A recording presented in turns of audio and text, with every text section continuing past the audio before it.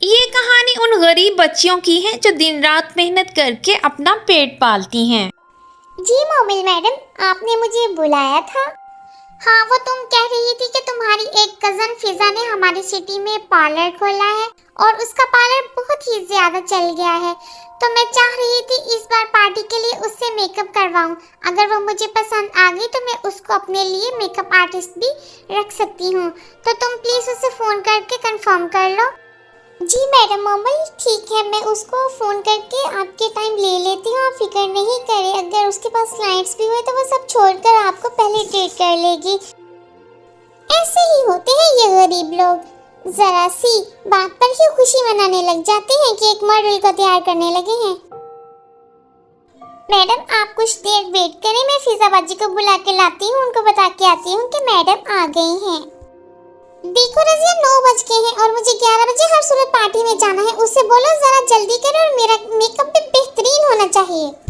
हाँ हाँ फिजा बाजी, मैं बिल्कुल ठीक हूँ। आप सुनाइए, आप कैसी हैं? वो दरअसल मैडम ना बहुत ज़्यादा गुस्से वाली हैं, तो आप ना ज़रा उनका बहुत ही ज़्यादा अच्छा ज़रा मेकअप कर दीजिए, वो खुश हो जाएंगी। अगर वो खुश हो गई तो वो आपको मेकअप आर्टिस्ट के तौर पर भी रख लेंगी और उसकी पेमेंट आपको अलग से मिला करेगी।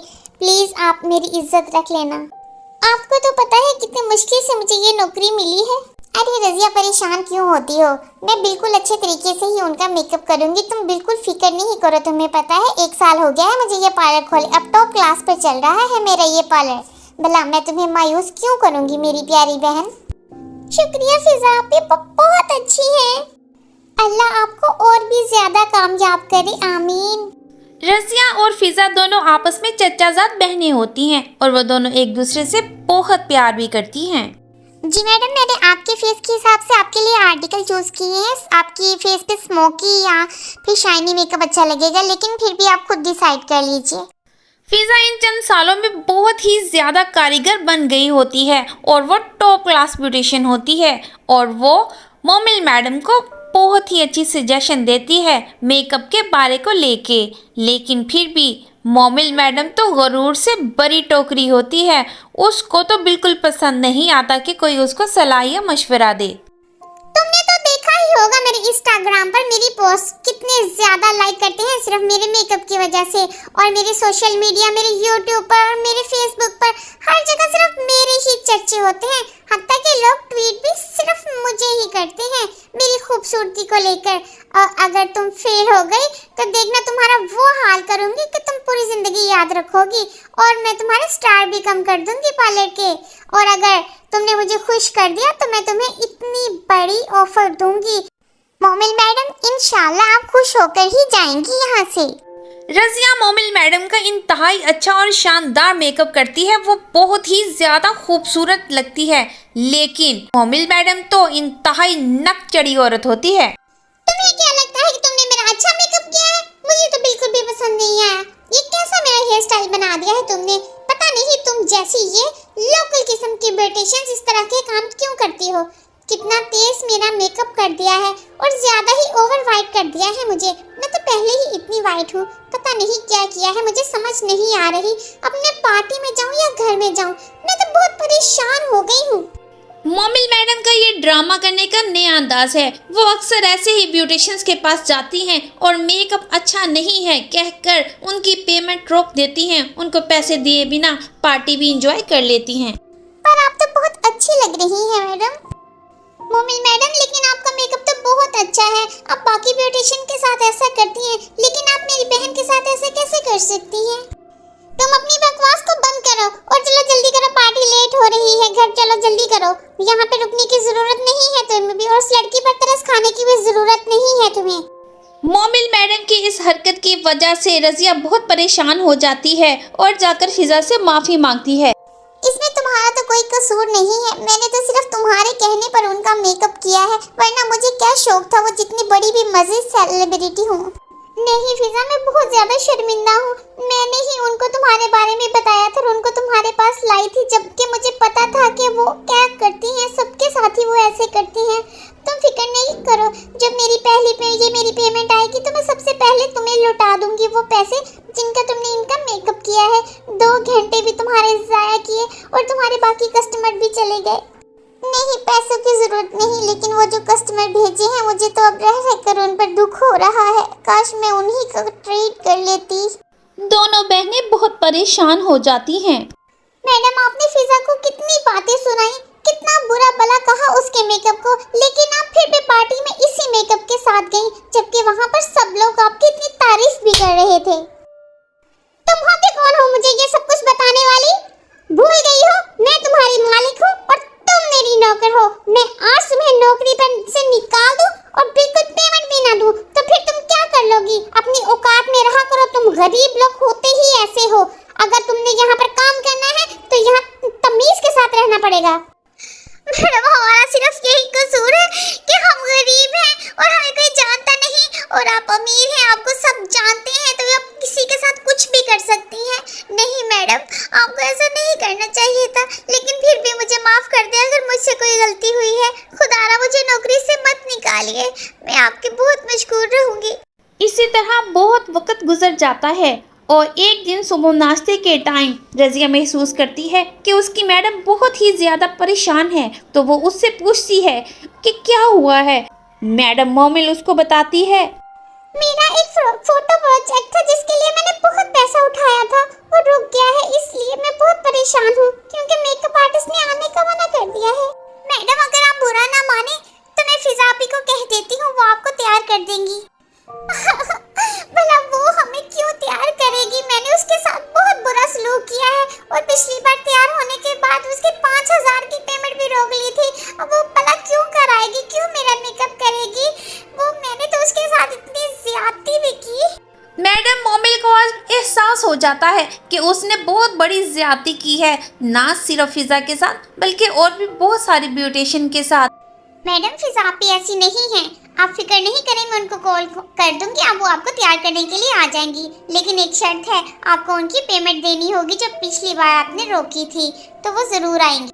अगर तुमने ऐसा कर दिया, उसको बुला लिया और उसने मेरा मेकअप कर दिया और मेरा ये प्रोजेक्ट हल हो गया, देखना मैं तुम्हें तरक्की दूंगी और तुम्हारी तनख्वाह भी बढ़ा दूंगी और मैं फिजा से भी माफी मांगूंगी अपने किए की। प्लीज तुम मेरा ये काम कर दो। मैडम, वो आ जाएंगी, आप सुकून से नाश्ता कीजिए। मैडम मोमिल रज़िया की इतनी नरम दिली देखकर मुतासिर हो जाती हैं और वो बहुत शर्मिंदा भी होती हैं और अपने किए की उससे बहुत ज़्यादा माफ़ी भी मांगती हैं और वो कहती हैं कि जिस चीज़ की भी पेमेंट उन्होंने आज तक रोकी है वो सबको पे कर देंगी, क्योंकि कभी भी किसी भी वक्त किसी की भी बद्दुआ लग सकती है अगर हम किसी के साथ ज़्यादती करते हैं तो। रज़िया, तुम भी अब नाश्ता कर लो और उसके बाद मेरे रूम में आना।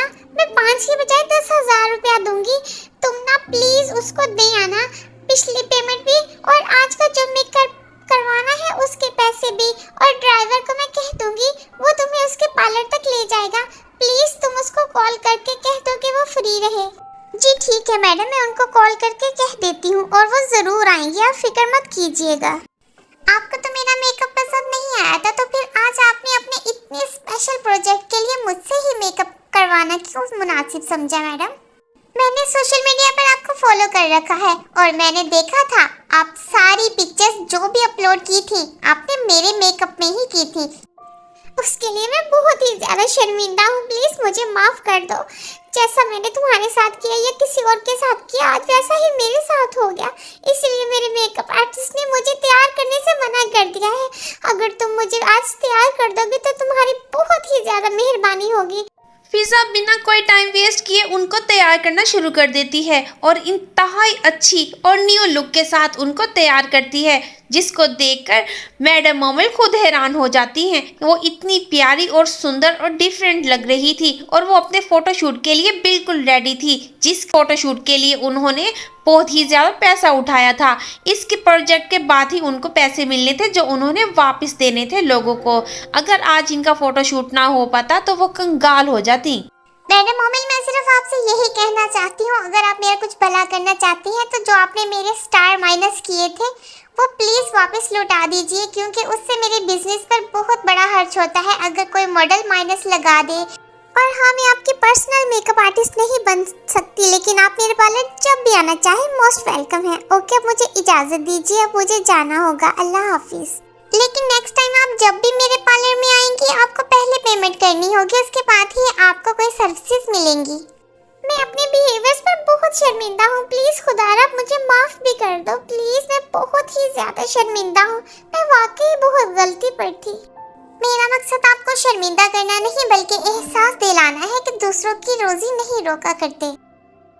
अच्छा तो मैडम मोमिल आप मुझे भी इजाजत दीजिए, मैं भी जा रही हूँ, अल्लाह हाफिज। अरे रजिया तुम कहाँ जा रही हो? आज मेरे लिए जिंदगी का सबसे बड़ा दिन है। जी मैडम बेशक आपके लिए सबसे बड़ा दिन है, अल्लाह ताला आपको कामयाब करे और इससे भी ज्यादा बुलंदियों पर पहुंचाए। मैं हमेशा आपके लिए दुआ करती रहूंगी, लेकिन मैं ऐसे शख्स के साथ नहीं रह सकती जहां पर मेरी बिल्कुल भी कोई इज्जत ही ना हो। मैं आज से अपनी बाजी का ही पार्लर ज्वाइन करूंगी, फिजा आपी के साथ काम करूंगी, कम से कम इज्जत तो मिलेगी ना। और मुझे माफ कर दीजिएगा अगर मुझसे कोई गलती हुई है तो। मोमिल की सख्त मिजाजी और उसके रवैयों की वजह से आहिस्ता आहिस्ता सब उसको छोड़कर चले जाते हैं। पहले उसका पहला मेकअप आर्टिस्ट उसको छोड़कर जाता है, उसके बाद फिर रजिया भी उसको छोड़कर जा रही है। वो बहुत ही ज़्यादा उदास और परेशान हो जाती है। इसीलिए तो कहते हैं कि मगरूर और गुरूर और तकब्बुर इंसान को ले डूबता है और आहिस्ता आहिस्ता उसकी इज्जत ख़त्म हो जाती है। फिर उसकी जब इज्जत ही नहीं होती तो कोई उसके साथ रहना भी पसंद नहीं करता। दूसरी तरफ दोनों बहनें बहुत खुश होती हैं और मिलकर पार्लर का काम करना शुरू कर देती हैं और आपस में इकट्ठे रहने लग जाती हैं और अपने खानदान का बोझ उठाने के काबिल हो जाती हैं। फिजा आपी जब हम किसी बड़े आर्टिस्ट के यहाँ काम करते हैं तो वो लोग तो हमें बिल्कुल ही नौकर ही बना लेते हैं, अपना गुलाम बना लेते हैं कि जैसे मर्जी उनसे कुछ करवा जाए। लेकिन हम दोनों बहनें मिलकर अब काम कर रही हैं तो मैं बहुत ही ज्यादा खुश हूँ, हम दोनों मिलकर बहुत कामयाब होंगी। तो देखा दोस्तों, अगर हम कामयाबी पर जाने की जिद ठान लें तो एक दिन हम ज़रूर कामयाब हो जाते हैं।